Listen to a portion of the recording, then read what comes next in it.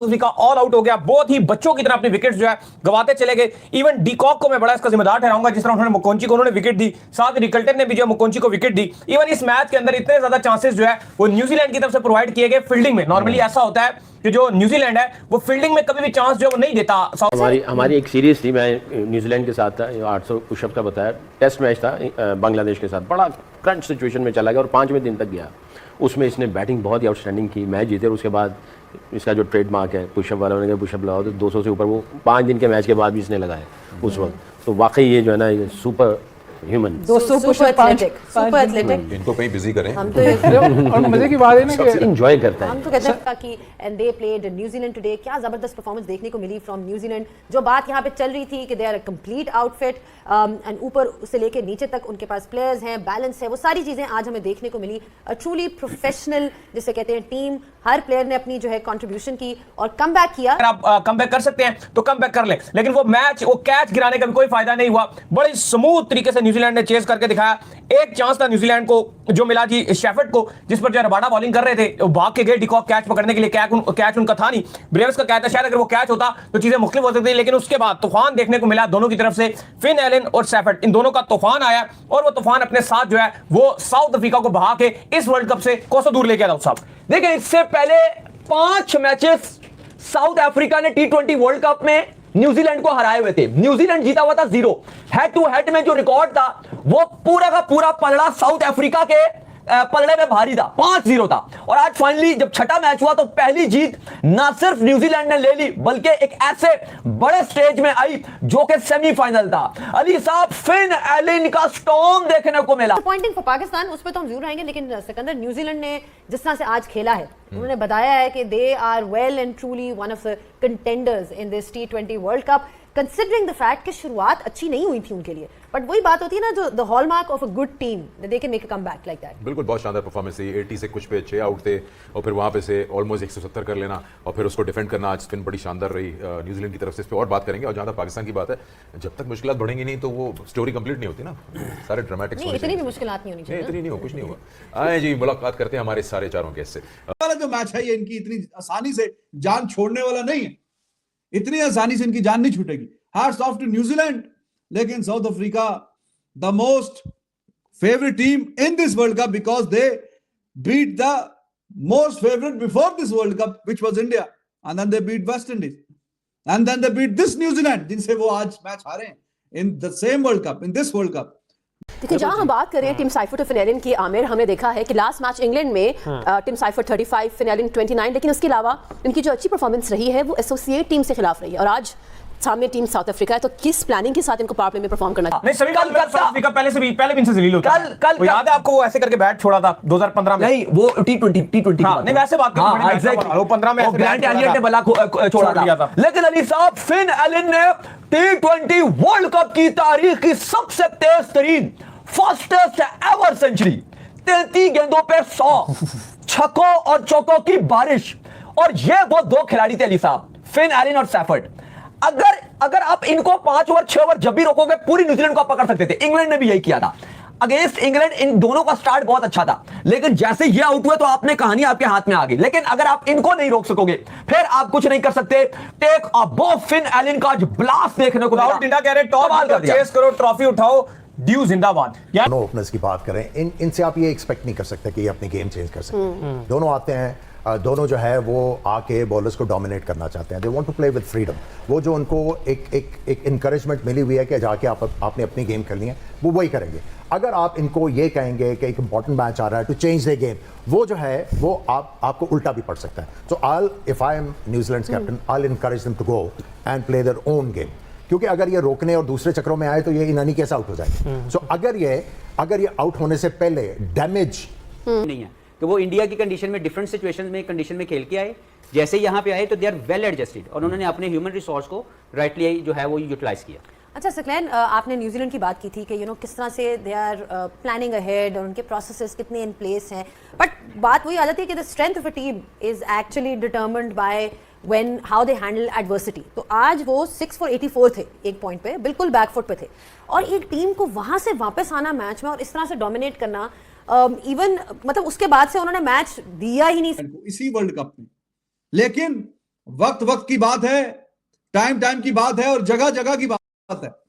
उस मैच की अहमियत इतनी नहीं थी जितनी इसकी है। वो मस्ट विन नहीं था, ये मस्ट विन था। तो ये मैटर करता है कि मस्ट विन मैच में आके कौन किसको पिछाड़ता है और कौन किसको हराता है। और वही न्यूजीलैंड जो इनसे हारी इसी वर्ल्ड कप में, उसी न्यूजीलैंड ने आके उस साउथ अफ्रीका को जो अनडिफीटेड चल रही थी उससे भी ज्यादा खौफनाक और दर्दनाक शिकस्त दी है।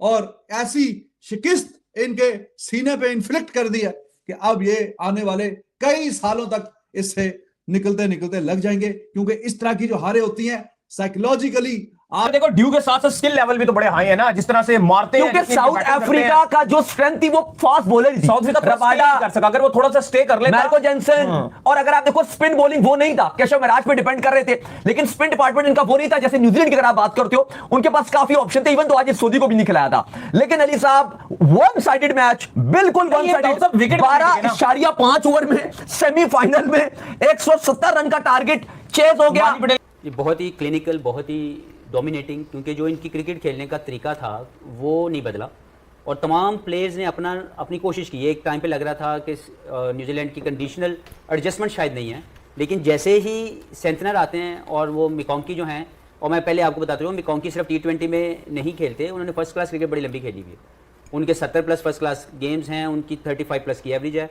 तो he knew how to manage technically particular situation. तो मुझे लगता है कि उनकी जो पार्टनरशिप थी सेंटनर के साथ, that was the defining moment of the match, क्योंकि वो जो पार रन्स को टच करने की मैंने और गुल ने बात की थी कि इस पिच पे अगर 160+ वो कर जाते हैं तो वो चैलेंज कर देंगे, क्योंकि ये ड्राई पिच है, यहाँ पे टर्न होने के चांस थोड़े ज़्यादा हैं। और वही हुआ कि जब उन्होंने 167 या 168 रन ऑन द बोर्ड लगाए, वहाँ पे they were having a no clue. और हमने पहले बात की थी कि वो एक लिमिटेड स्क्वाड है, किसी ने भी नहीं लगाई थी। साउथ अफ्रीका शायद से इस मैच के लिए फेवरेट ही था। जैसे उन्होंने इंडिया को T20 वर्ल्ड कप में हराया था, एक इंडिया उन्हीं से मैच हारा था और वन साइडेड मैच हारा था, इंडिया का रन रेट भी खराब कर दिया था। तो एक जो उम्मीद थी वो एक अकेलौता साउथ अफ्रीका से थी कि वो खतरनाक टीम है और फाइनल में जाकर इंडिया को तंग कर सकती है। लेकिन जिस तरह से ये हारी है, लेकिन एक बात आपको नहीं भूलनी चाहिए, अब इंडिया के लिए बुरी खबर है या अच्छी खबर है, ये तो पहले कल इंडिया को इंग्लैंड से खेलना है और अगर वो जीतते हैं उसके बाद ही पता चलेगा। इसलिए मैं कह रहा हूं कि एक अच्छी खबर भी एक बुरी खबर भी है। बुरी खबर इंडिया के लिए यह है कि जो न्यूजीलैंड है ना अली साहब, वो इंडिया को ज्यादा अच्छी तरह पकड़ सकता है फिनाले में, क्योंकि वो चौक नहीं करता और आपको काफी पीछे और आपके फैंस को भी काफी पीछे फेंक देती हैं। वो सोचती रहते हैं कि भाई ये क्या टीम है हमारी। तो वक्त लगेगा, टाइम लगेगा, टाइम, वो मीम देखी ना आपने, टाइम लगेगा, टाइम। तो थोड़ा सा टाइम लगेगा अब साउथ अफ्रीका को इतनी जिल्लत अमेज शिकस्त निकलते हुए। This is what I feel. तो काफी कहानी पलट दी, जज्बात हालात जो ऊपर नीचे हो गए। और New Zealand what a team they are यार। हालांकि उन पे इतनी ज्यादा बात नहीं होती, बस ठीक सही दरमियाना सब अपने वो शुतुरमुर्ग की तरह गर्दन जमीन में डाल के वो अपना लगे रहते हैं, अपने काम से काम। कोई बहुत बड़ा ज्यादा कोई बड़े एक्स फैक्टर भी नहीं है टीम में। लेकिन जो एक दो थे तो उन्होंने आज धो दिया 33 बॉलों पे 100। जस्ट इमेजिन यार, कोई हमारा वाला कोई ऐसा करने का सोचे भी कि 33 बॉलों पे 100, ओए होए, और वो भी सेमीफाइनल, बड़ा मैच, क्या ही बात है जी।